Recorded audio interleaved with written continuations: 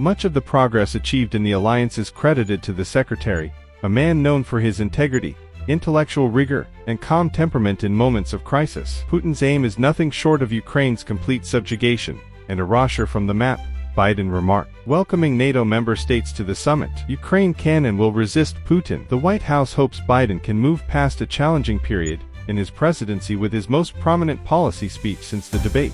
Although some diplomats at the summit suggested that repairing the damage would be difficult. Speaking on Tuesday, Biden delivered a strong and confident address from the Federal Hall, where the NATO treaty was signed, flanked by uplifting performances from the U.S. Marine Corps Band.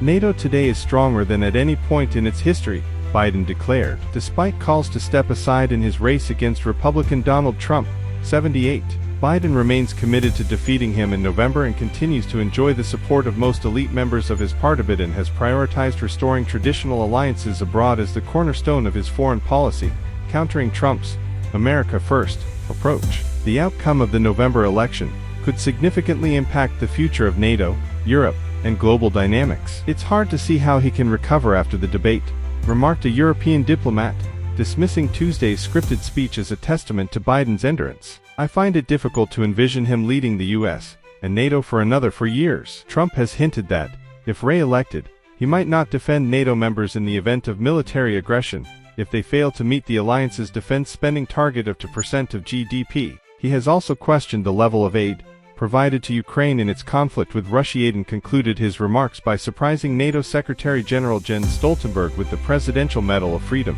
praising him for revitalizing the 32-member alliance. The focal point of the NATO summit is expected to be new commitments of military and humanitarian aid to Ukraine. U.S. Secretary of State Antony Blinken emphasized that the summit would further bolster Ukraine's path to NATO membership. Biden, along with the leaders of Germany, Italy, the Netherlands, and Romania, issued a joint statement with Ukrainian President Volodymyr Zelensky announcing the delivery of 5 additional Patriot and other strategic air defense systems to protect Ukrainian civilians and soldiers. Zelensky, arriving in Washington on Tuesday and scheduled to meet Biden on Thursday, has advocated for Ukraine's need for a minimum of 7 Patriot systems, a goal partly achieved by the newly announced deliveries. Ukraine aims to join NATO to safeguard against future Russian attacks, although membership requires approval from all alliance members, some of whom are wary of provoking direct conflict with Russia. Some NATO members seek clear language in the summit statement indicating Ukraine's irreversible path toward NATO, beyond last year's pledge that